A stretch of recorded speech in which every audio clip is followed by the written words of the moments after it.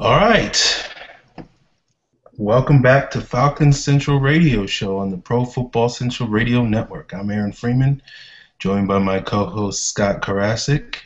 Tonight we're going to talk about the Atlanta Falcons. We're going to do a recap of Hard Knocks Episode 3. We're going to talk about the Falcons' offensive tackle situation, talk about their linebacker situation, and as always, we'll get to your mailbag questions in the end. A lot of good ones this week, so I can't wait. All right, Scott. Just watched episode 3 of Hard Knocks. Thoughts?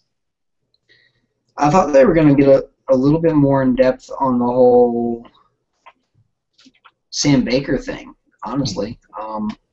Like, oh, hey, this is who Sam Baker is, and this is why him going down would be a bad thing. You know, just like they were like, hey, welcome, this is Marcus Sproul, and then boom, he's gone. They just kind of like, Baker was there, like he's always been a Falcon, and there's just, I don't know. It was a little different than the setup you've seen him do.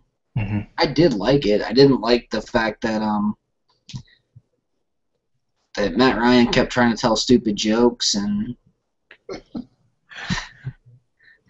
that they basically like showed an ACL surgery in 4 minutes, and that just kind of made me feel sick. Not for the squeamish. Not for the squeamish. Yeah, that's not for me. I can't do that. Not at all. Ooh, no. Yeah. Yeah, just watching surgeries, I remember maybe like health class or something. I don't know. But, yeah, it was it's a little tough when you're watching doctors like just hammering on dudes' legs and stuff like that and just digging in there. And you're like, wow, that is just rough. Thank God that he's knocked out, because I can't imagine that would be extremely, extremely painful. Tough to watch. Yeah, I wouldn't. Ooh, no. No, not for me.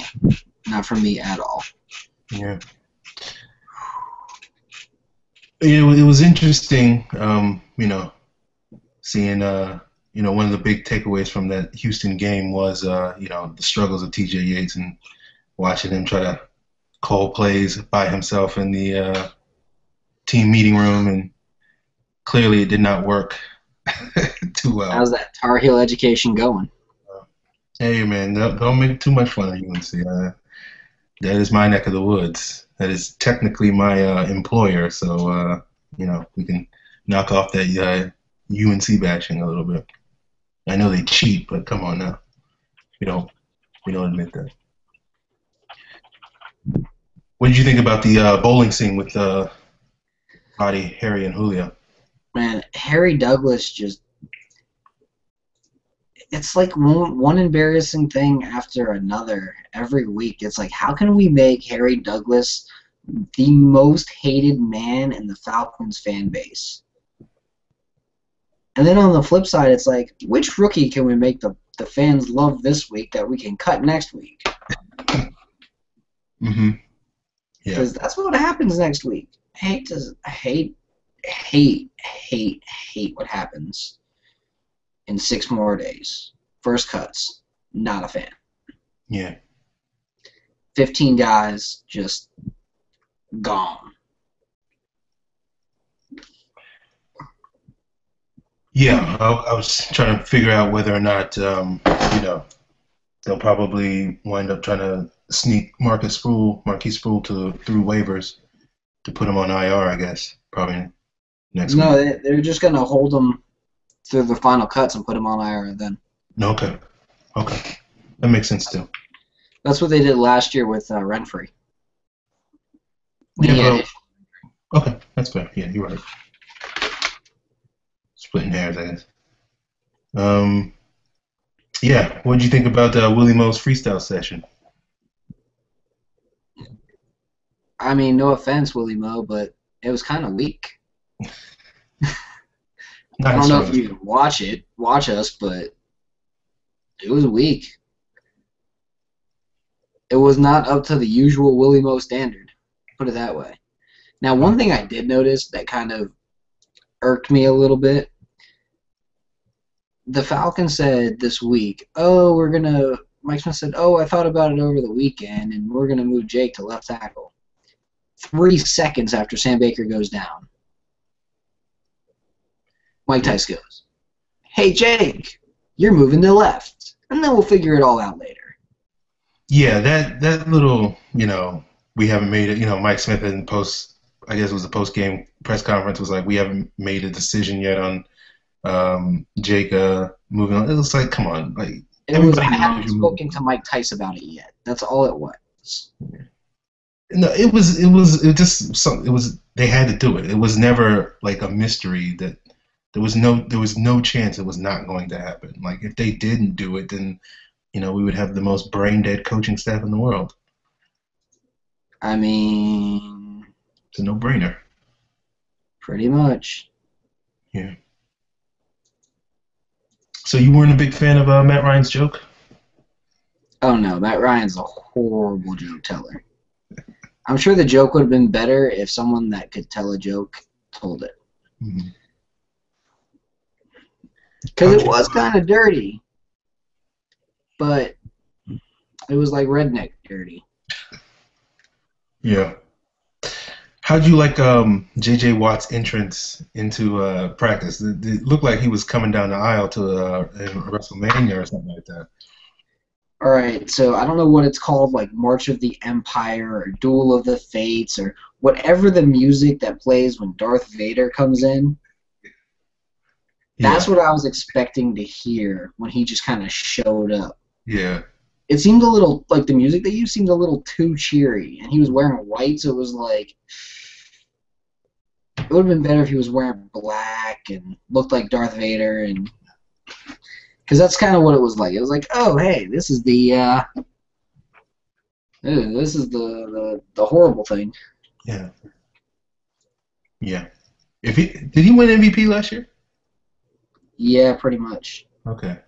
All right. If he didn't win MVP, I was trying to think who else could have won MVP if he didn't win it. But yeah. Let's see, defensive MVP.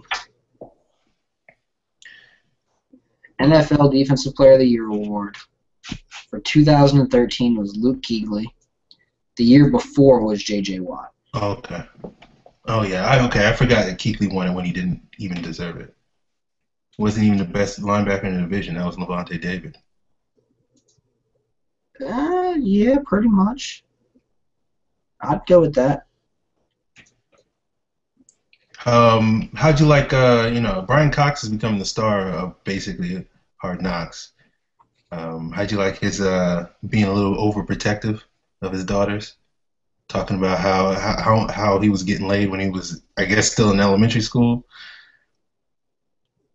I mean, Brian Cox is Brian Cox. He should have his own web series.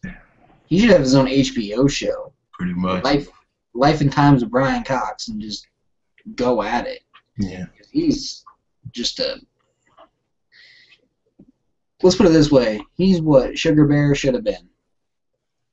Yeah.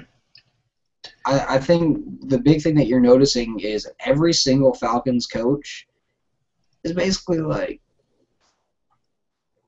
you see Gerald Brown talking to Devontae Freeman. You suck at this. You have to fix it. And then Terry Robisky's like, you suck at this. You have to fix it. And then Matt Ryan, because let's be honest, he's the quarterback's coach right now, is like, you suck at this. You have to fix it. Because Glenn Thomas isn't really the quarterback's coach. He's kind of like, hey, this is what we're supposed to do. And Matt's like, no, we suck at this. We got to fix it. Yeah, you got to have a coach in the room, so Glenn Thomas drew the short straw. Exactly. So, yeah, pretty much. But anyway, everybody comes in, and there's the coach in the room and was doing that. But I don't think Pat Hill did that last year compared to, like, the way Mike Tice does it. Where Mike Tice is like, you're an effing idiot. Go fix this. Or Brian Cox is like, you're an effing idiot. Fix this. It's real easy. Yep.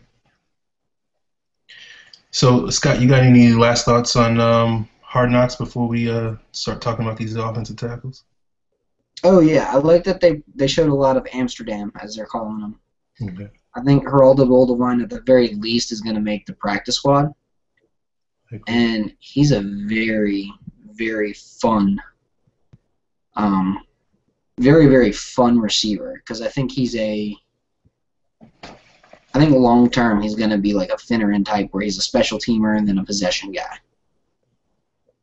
Mm-hmm. Yeah, I think that works. Yeah, but the issue with Boldevine and Hard Knocks kind of showed it is how raw he is. He basically played at Boise State for 4 years, but he only really played 1 year or maybe 2. I can't remember. And so now you kind of see why he only played 2 years, even though he was, has the physical skills to have been a lot more productive. But it's part of that rawness, and maybe this year probably on the practice squad. I doubt he'll make the roster. But I guess the big question is after he goes through this season, where is he going to be next spring, next summer? How much more development will he have made? And then that will determine whether or not he can make the roster next year. But, the good thing is, he can potentially sit on the practice squad for a second year and then, if he needs it. So. Yeah, basically. Yeah, he's a long-term. He's a project, but, it's got some upside.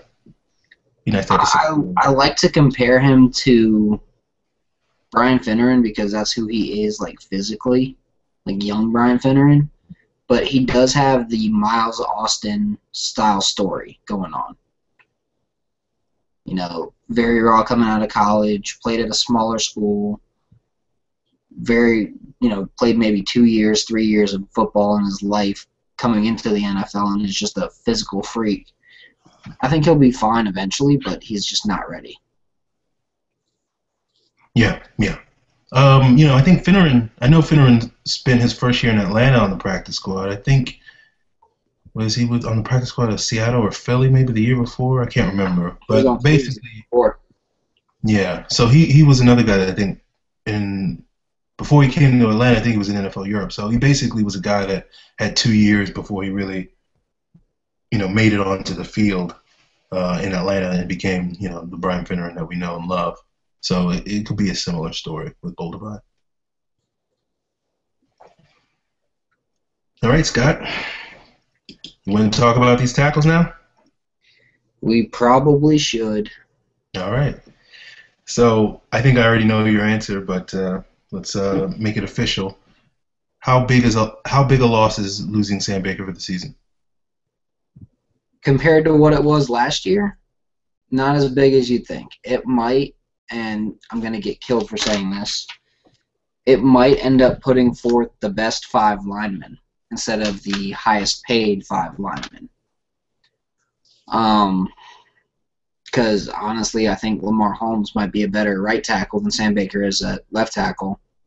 And I think you're going to get fringe all-pro play out of Jake Matthews either way. Okay. Interesting. And then I think the interior 3 is the interior 3. They weren't changing no matter what kind of camp battle our friends in the center position were having. Because I haven't seen Cons take a single snap with the ones in minicamp and preseason games and anything. I haven't seen a single snap with Cons and the ones. I've seen more snaps of James Stone with the 2s than Cons with the 1s. Yeah. So you're thinking, how big an improvement do you think Lamar Holmes is going to make this year? I think when you go from playing 6 snaps 1 year to having a full 1,000 under your belt the next, I think he's going to play a lot better, especially now that he has a competent right guard next to him. Not just competent, a pretty good right guard. I think we're going to look this week, he's going to, he might not look gangbusters and crazy good, but if he's average as a pass blocker and above average as a run blocker for a season, he's worth keeping. He's worth keeping in the starting role. He's on a rookie deal. He showed improvement from 1 year to the next. So, when you go from crap to average, that's a good thing, right? Yeah. You can keep going up. You've shown potential to move up. Even if he's not ever Tyson Clabo, but he's still at least, I don't know, a Fryam Salam.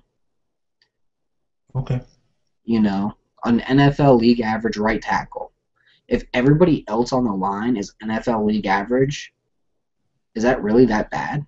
Outside of like Jake Matthews being a crazy, just a gangster left tackle, and having Hawley as like the best fit for the center for the Falcons. I mean, I think as a group they're better.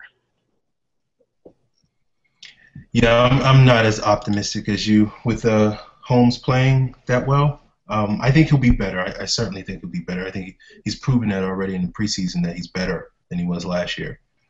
But I do think we need to see him step up this week against Tennessee. He's going to face some pretty good pass rushers, and Derek Morgan, maybe Terrell Casey somewhere in the mix, and Cameron Wembley, guys that have been at this a long time. And I want to see him perform well. I don't want to see it where he gives up 2 pressures or 2 hurries or whatever, and we're like, well, he wasn't terrible, and like that doesn't fill me with confidence. Like, I mean, like, sure, if the other 4 guys on the offensive line play well, then you can basically use tight ends and running backs to chip, and you can slide your protection. I mean, if he's only giving up 2 pressures in a game, though, that's pretty good. Not if he was half. Huh? Not if he's only playing one half of football. Well, if he plays one half of football, that's 4 pressures a game, or 4 pressures a game. So that's like 64 pressures on a year. Yeah, that would be pretty awful. But if he improves throughout the year, if it's like 2-3 pressures a game, it's not that bad. Yeah. I mean, just for comparison, he wasn't even that bad last year. Like, he wasn't. But it's one of those things where last year he came in, he got the start when Mike Johnson got hurt, and then he struggled early. And then we had to wait for him to improve. And I want to see the guy be ready. Last year he was not in shape. He just wasn't ready to start. And I want to see him change that this week, week 1, whenever the case may be. I want to see him come out and put his best foot forward right away. I don't want to have to wait until week 8 for him to start playing good. No, I completely agree. He should be ready. And I think he is going to be ready this year. I think last year you were just getting him snaps so he could see different looks and understand the game. I mean, when you come from Southern Miss to jump up to NFL football, it makes it tough because you're not playing future NFL players all the time at Southern Miss. Yeah. Yeah, he saw Vinny Curry and maybe one other guy. Yeah. Well, we'll see. I'm not going to be overly judgmental about Lamar Holmes until we see him on Saturday against the Titans, but I just have this sinking feeling, And I like Lamar Holmes, I do, but I just don't trust him. I don't trust him at all. We'll say he gives up 2 pressures and not a single sack or hit, and that's what he does for a half in a series. That'd be a huge improvement for him, especially going against Derek Morgan, who's pretty solid.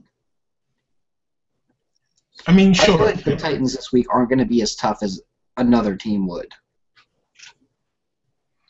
I just think, it just sounds like the standards are really, really low. So it's basically he can be below average and it'd be like, well, he's better than he was, so that's good enough. And I'm tired of, the standards being so low for the Falcons. Let's put it this way. In talking just pure, say we're talking Pro Football Focus grades, okay? Okay. In 2013, he had a cumulative -38. If he goes to a -5.5 this year, that's a huge improvement. Okay. If he can flip it to a +5.5 every year after that, that's all you need. You don't need him to be the best in the league. You just need him to be competent. What was and effective? The player I'm thinking that he could be is Austin Howard for the Jets. Not a great right tackle, but kind of okay. What was Austin Howard's Pro Football Focus grade? Austin Howard last year was a. Okay, let me pull this up. Austin Howard was a -4.5. Okay, so that's about what you're talking about. So that's what I'm hoping for. I think he can get Yeah, that's what I think he could be this year. I'm not asking for anything crazy. I think he could be Austin Howard. Yeah, that's what I want. If he's Austin Howard, I can live with that. I can sleep well at night. I just don't want to see him be, like what we're saying here is he had this horrible Pro Football Focus grade last year, and I don't want him to be Jamarcus Webb, who had like 3 years of horrible grades, and then he wound up being okay one of those years. But it was just, I don't want to go through another year where we clearly have a huge hole that other teams can game plan against and basically say, Cameron Jordan's going to come out week 1 and just terrorize him. I don't want to see that happen, basically. I'm trying to find someone with a positive run block grade and like an almost average pass blocking grade. But it's damn near impossible. Well, while you look for that, let me talk about Pat McQuiston, the newest Falcon. Not a whole lot to say about Pat McQuiston. Not a very handsome man, I guess. Probably, he'll be on the roster probably for 2 weeks, I guess, until we get to the final cut downs, and then he'll probably get cut, and maybe the Falcons will sign somebody else then. But, yeah. I know a lot of people were disappointed that the Falcons didn't go out and get Bryant McKinnie, and understandably so. But, Bryant McKinnie is notorious for being out of shape between the months of January and November. So, basically, if you guys want Bryant McKinnie, you got to wait till Thanksgiving, maybe a couple weeks after Thanksgiving, so he can burn off that meal, and then maybe, just maybe, he'll be in shape by then. No. My thoughts on Bryant McKinnie, my thoughts on anybody else you'd want to sign at this point, just no. You need a body. That's why you bring in Pat McQuiston. If Gabe Kareem is healthy, you don't even bring anybody in. That's just my thought there. Because it doesn't make any sense. Mm-hmm. Because the offensive tackle market right now is a very underweight Jordan Gross, David Stewart. He's retired too. Who's retired, exactly. Levi Brown. He might as well be retired because he can't play. Mike Otto. I don't think. Never really played it down. Yeah, like 6 years was a backup. Let's see, Troy Kropog, Rashad Butler, Jonathan Scott. These are the names that are on this offensive tackle list. So we're not really talking about gangbusters or anybody who's really worth signing at this point. Yeah, and then a guard, unless Carl Nix gets out of retirement or Harvey Dahl wants to come play in Atlanta again, you're really not looking at anything there. I mean, your best possible bet could potentially be someone like a Garrett Reynolds. Isn't he with the Lions right now? But he's with the Lions, exactly. Yeah. So you're really not looking at anything. There's nothing there. Yeah, the one name that jumped out was Jonathan Scott, only because he played for Tyson Chicago for that 1 year, and he was okay. He was better than, I guess, I think they benched Karimi for him that year. They benched Karimi because Karimi had some knee injuries that year. Yeah, I think that was the Saints kind of bountied Karimi, and yeah. Basically. Did you find that tackle that you were looking for? That was the above-average run blocker? I did. Gosder Charalus. Okay. I think that's the long term of what Lamar Holmes could become. Okay. Set the world on fire. But if he's Gosder Charalus from next season, hell, this season to every season after that, Falcons fans will be like, all right, we got a solid right tackle. Well, they won't care about the rest of it. They'll probably think he's Clabo, because if he plays like that, then the whole entire line's going to be playing ridiculously well. Because that means Asamoah's killing it. That means Hawley's killing it. That means Blaylock's killing it. That means Matthews is just settled in, And if Baker does come back next year, there's no way he's playing left tackle. Because the minute you put Jake Matthews there is the minute he's the minute you basically said, oh, hey, look, that's where our good friend Sam, or that's where he's staying. That's what he was drafted for. He's there. So our good friend Sam Baker is never playing left tackle ever again, Falcons fans. I don't see any way he does. Because if he does, it's not going to be for Atlanta. I'll put it that way. Yeah, Baker's not going to be a Falcon next year. And you don't take the guy number 6 overall to let him play right tackle long term. Yeah. It's just that simple. You just don't do it.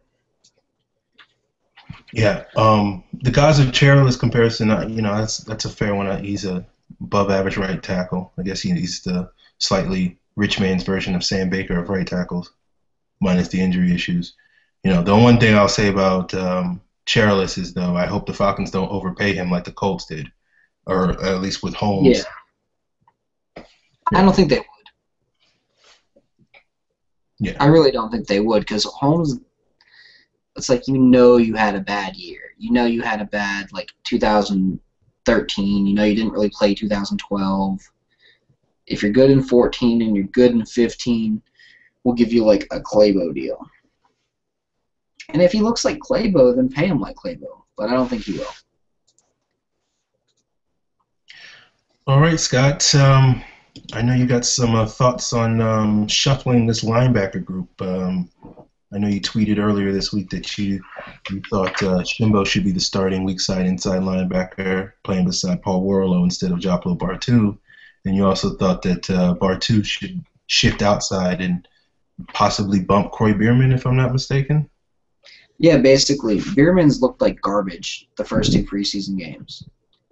And I'd love to see the Falcons run something like that, where it's basically Massaquoi on one side, it's Shembo, it's Warlow,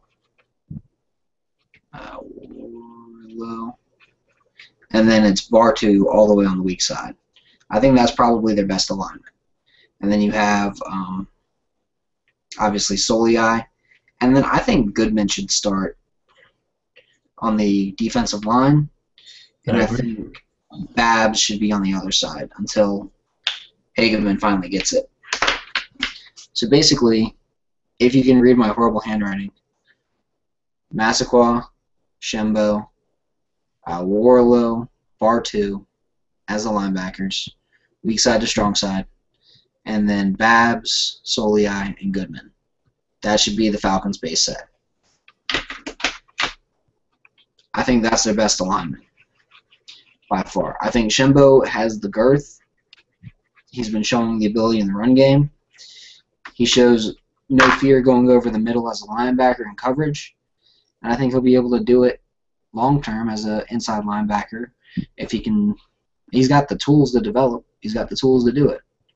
So I really think Shembo should be that guy.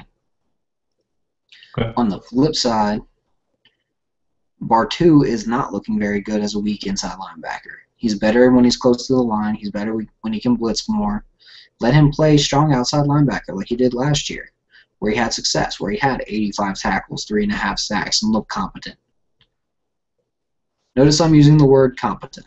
Not great, but at least NFL league average and not going to be a hole in the defense. Bierman's not competent right now. Bierman needs to get his leg back to where it was before we trust him. It's not anything on Bierman as a person. It's on Bierman as the guy coming off an Achilles injury. So. Yeah. I think that's an interesting lineup. I think ideally Bartu's a little undersized for a 3-4 outside linebacker.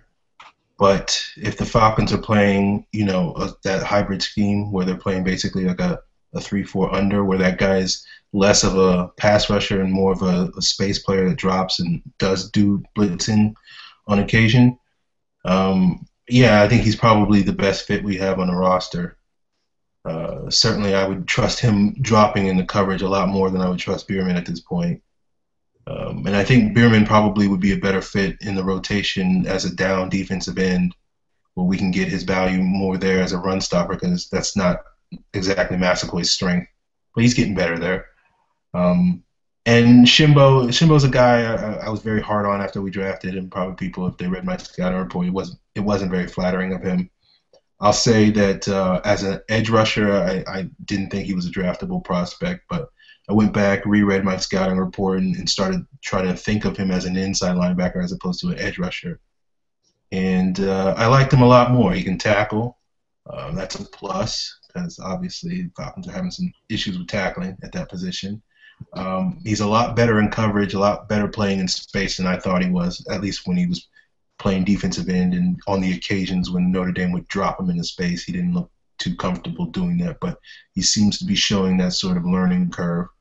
And so, I'll go on the record and say that I was wrong. It's hard to say it, but okay, I'll say it. Maybe I was wrong. We'll see. How often have I come on this show and been like, I was wrong, and just straight up admitted it? Come on, man. It's tough, man. It's tough. It's tough. Just be like, I screwed that one up. No, yeah. I mean, it's honesty, and that's what we've got to do. We've got to be honest. Sometimes we miss. Yeah. Sometimes we're glad that we miss. Like, for me, Levine Toilolo, that's a big miss for me because I thought it was going to be nothing. He's looking like a solid player right now. Kamal Ishmael, I watched 2 games of his when he was at Central Florida. I didn't even think he was draftable. And then my friend Ethan Hammerman, we'll try and get him on the show sometime if we ever play the Patriots again. But Super Bowl. Yeah, maybe. But no, Ethan's a really smart guy, and he was like, no, Scott, you should probably take a look at Kamal Ishmael as a free safety prospect, even though he plays strong. And again, that's exactly where I saw it. I was like, oh, okay, that makes sense. He's better in coverage. He's not a power tackler. He's a solid tackler. He has some fun blitzing, which the Falcons blitz their free safety a lot compared to other teams. And by a lot, I mean like 5 times all year for a free safety to blitz is a lot. Mm-hmm. So Kamal Ishmael, I think he might end up starting. And William Moore has gone on record saying that he thinks if it was between Ishmael and Lowery, he thinks Ishmael has the starting job too. I mean, yeah, I've heard that. It wouldn't shock me if he started.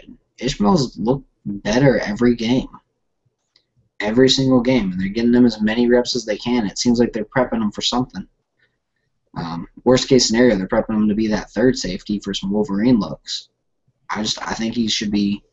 I think he's going to be a solid player in the NFL, and I think he is a good tackler. And we've seen him take down guys on hits that Thomas Deku would have missed. Yeah, I haven't seen that tape that you've seen that made you like Ishmael. Let me rephrase that. I like Ishmael. I think he's a good player. I think he's a tough, hard-nosed player.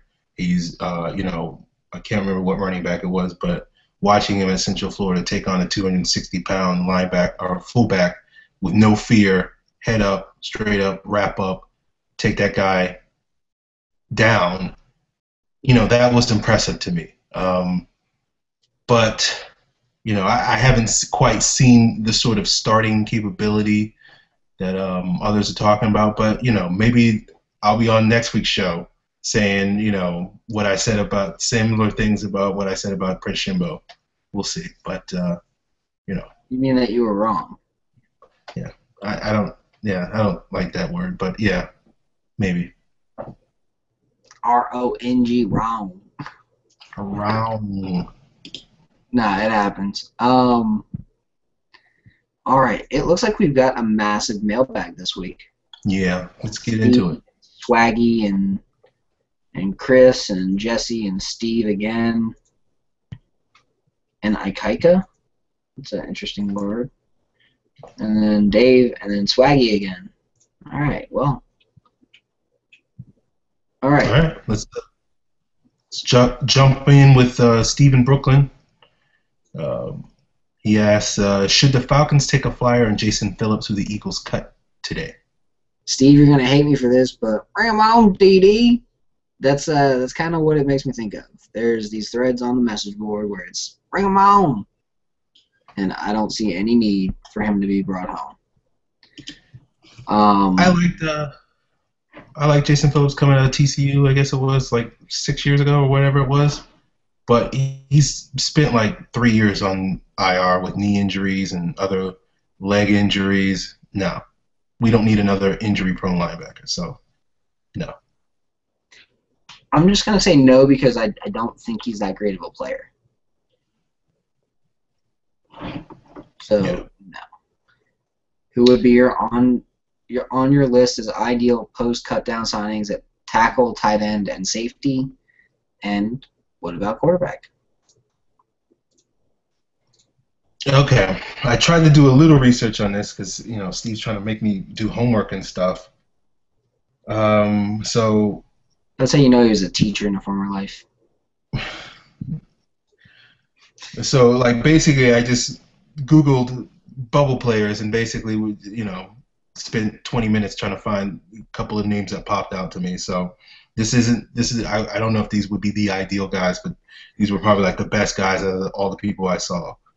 As far as offensive tackle, Chris Harrison for the Bills. Tight end, Dante Rosario. Safety, Adrian Wilson. Quarterback, Christian Ponder. Not a great list, but that's 20 minutes of homework for you.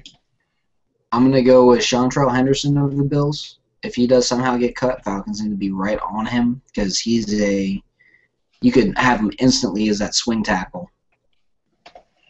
I also think if Nate Potter somehow gets cut from the Cardinals, he's a solid swing tackle as well. And then there's another guy at tight end that if for whatever reason he does get cut, Atlanta really needs to take a look at him, and it's Michael Agnew of the Dolphins. He's a very solid receiving tight end. But he hasn't really done anything. And then from Washington, there's a guy named Ted Bolser who played at Indiana this year, who I really like how he plays. And if for whatever reason he gets cut, they need to be on him quick because he's not going to last. Now, safety is a whole other story. There's a couple good talents there, but unless the Patriots cut Tavon Wilson or the Texans cut Shiloh Keough, or say New York cut C.J. Barnett, that's really the only reason. Like only three guys I'd really want to look at. The only other argument I could see is for someone like Mo Alexander, but he has a lot of character issues. Okay. You're talking about the guy from the Rams, right? Yeah, a guy from the Rams. Played at LSU for a little bit and then got kicked off, basically. Any quarterbacks catch your eye? Any quarterbacks? Not really. Because the quarterbacks that could be cut, they'd have to learn the offense. They'd have to... let's see. Seth Lobato I like, but it's because I know his agent. No. There really isn't anybody. I like Taj Boyd. If he gets cut for whatever reason, I like Connor Shaw. If he gets cut for whatever reason. But that's because I was in Gamecock territory and I saw him with a bunch of comeback wins. I like Mettenberger. But again, that's just being in the South. If the Chiefs cut any of their quarterbacks, any of those four guys, which they probably will cut one of them, bring at least one of them in to compete. Yeah, Tyler Brace probably going to get cut. Yeah, that. And then if the Vikings cut Ponder, then bring him in. Can't be a worse backup quarterback than he was a starter. It's true. Gabbert. Well, never mind. No, please, no. No. I'm vetoing that one right now. No. Nah, and then the only other guy I could really think of, there's not anybody out there, but the only other guy I could really think of is for whatever reason, if the Eagles only keep two quarterbacks and cut Matt Barkley, you're bringing Barkley in because he's probably the best fit for the system out there. Okay. All right. Well, there you go, Steve. Got plenty of names. Chew on that. All right. Swaggy PhD at DOS Prof X. Yes. My question, assuming all are healthy, what's the ideal rotation carry distribution for the running backs? I don't know. I think if all are healthy, you probably want to have, ideal 25, 25, 25, 25. Rotate, fresh, just keep going. Just every down, flip a new running back in there. But honestly, what I think is going to happen, you'll probably see Jackson with 40% of the snaps. I think you'll see Rodgers with another 35. I think you'll see Devontae Freeman with about 25%, and you'll see Anton Smith with 10%. So if you say there's 400 carries out there, you're probably looking at 160 for Jackson. You're probably looking at about 120 for Quiz. You're probably looking at about, say, about 85 for Freeman. And then about 35 or so for Smith. That's like your ideal rotation. Okay. Yeah. There's, I guess, the key part of the question is what is the ideal as opposed to what is likely, because I think, the ideal is going to be different from what is likely, because I think what is likely, Steven Jackson's probably going to get probably 50% or more of the carries.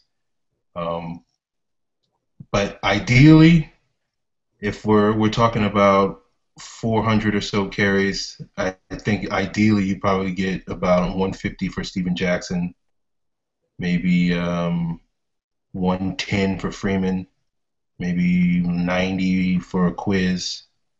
I'm doing the math in my head.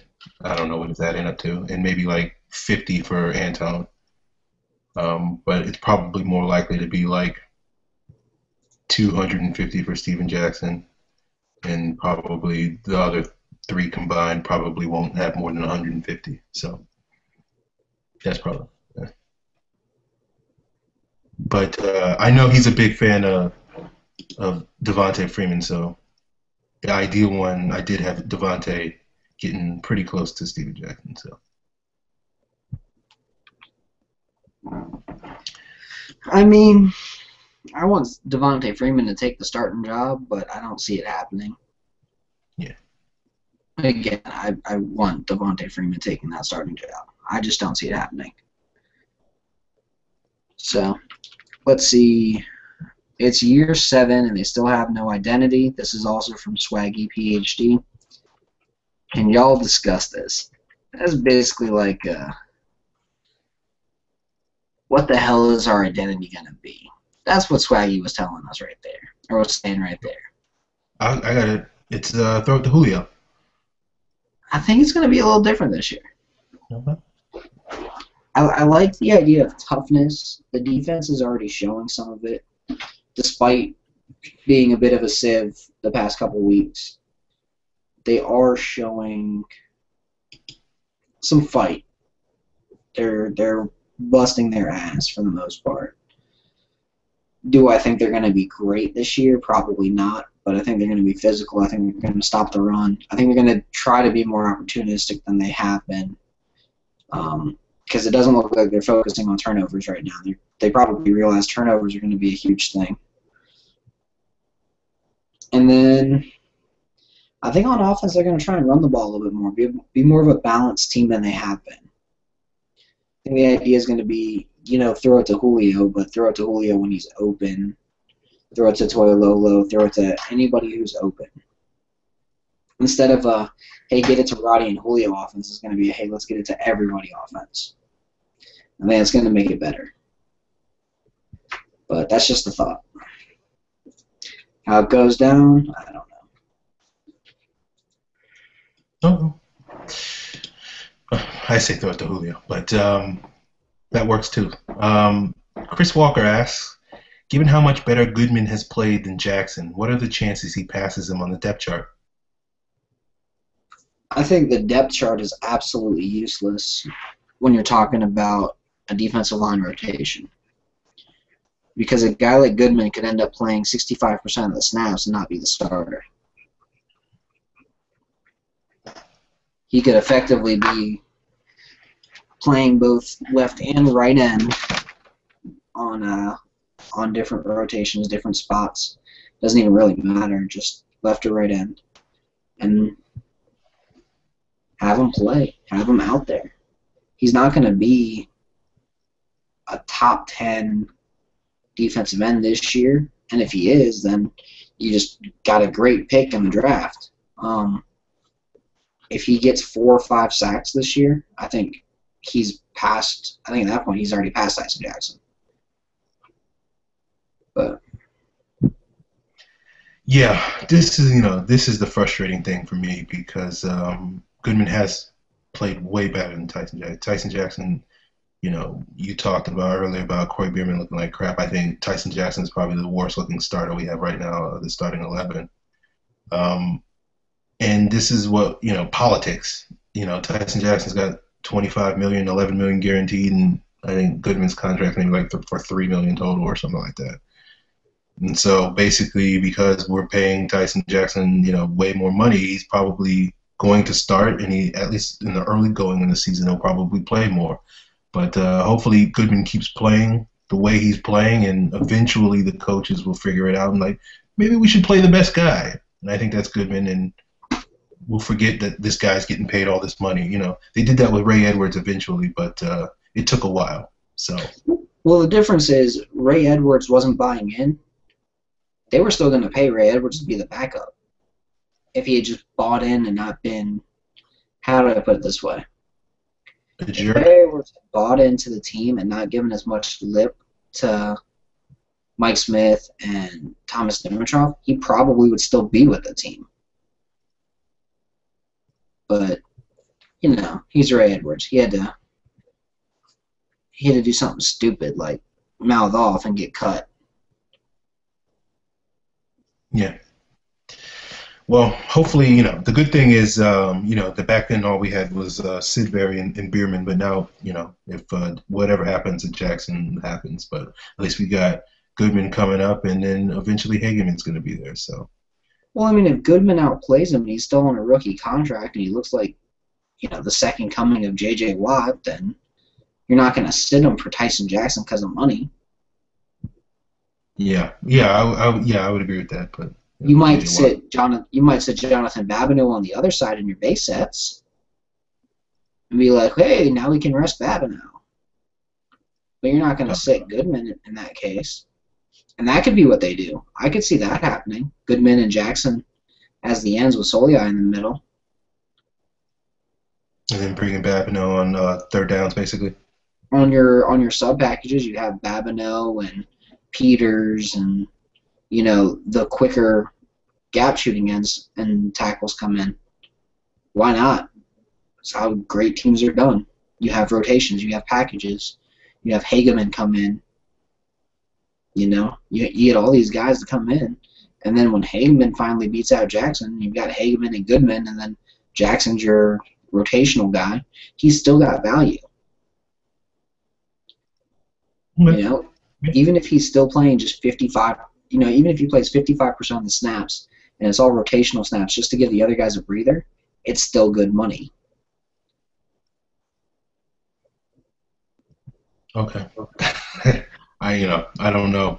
Guaranteeing a guy. We'll move on. I don't want to get caught up on my hatred for Tyson Jackson and his slow, fat tail. But let's move on to Jesse Lalamendra. Yes, knowing what you know now, what rank would you believe the Falcons D will be at the end of the year? Considering we still don't really know anything now, other than how they look without any scheming, probably about the same. Probably about that 16 to 20 range. which is still an improvement from like 31st.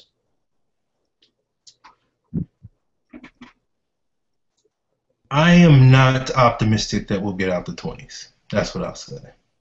Maybe we'll be like 21 or something, but beyond that, probably a stretch. And then, all right, so I'm just gonna. I hate seeing these questions because they make no sense. Ikaika Hall asks, I have a question. Do you see the Falcons making a big name trade before the start of the season?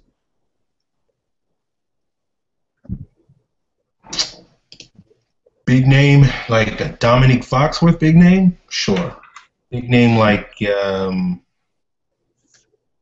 I don't know, a bigger name than Dominique Foxworth that I can't think of off the top of my head. Someone that everybody knows, big name? No. Someone that, if you're a football nerd or somebody, sure.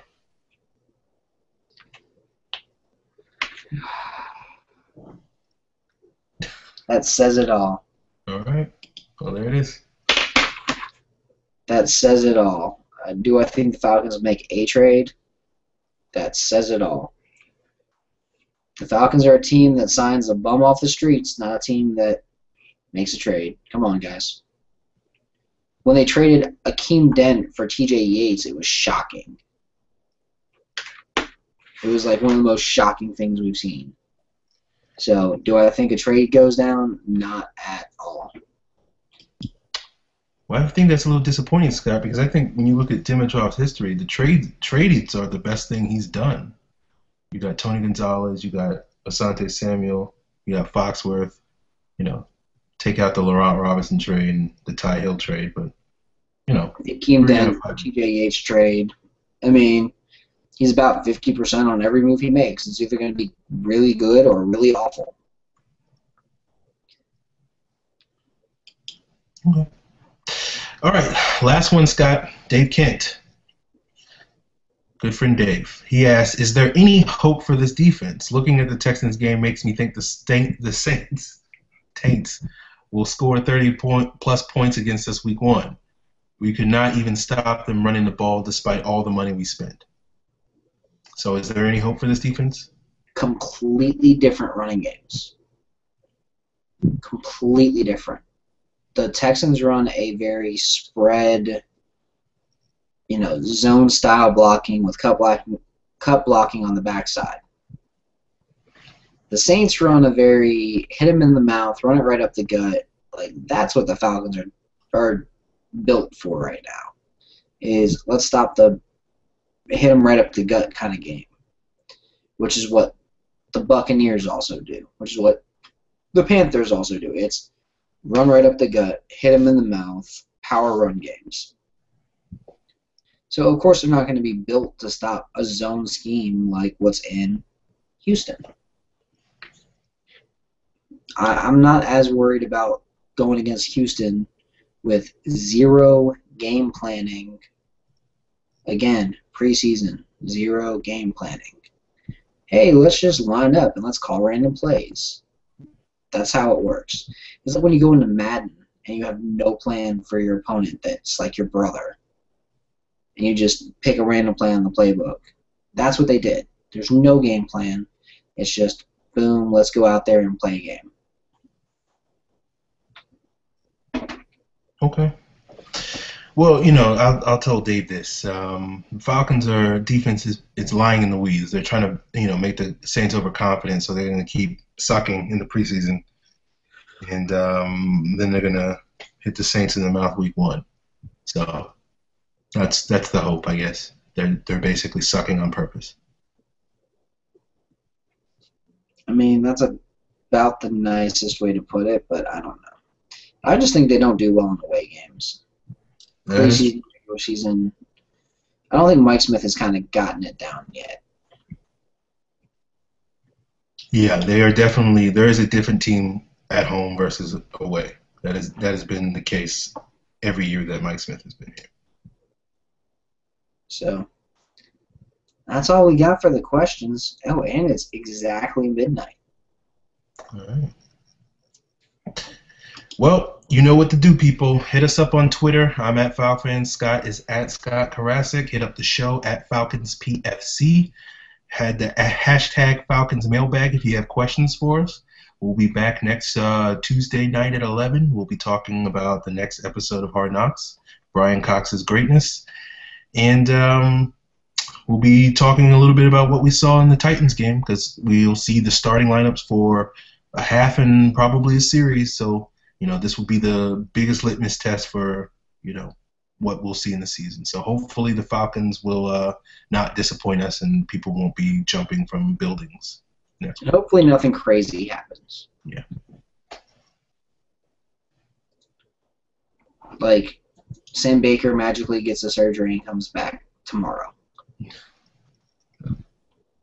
Because that would just be ridiculous. Is he going to walk on water too? I mean, he'd have to in order to get this. But, all right. That's all we have for tonight. It's been good.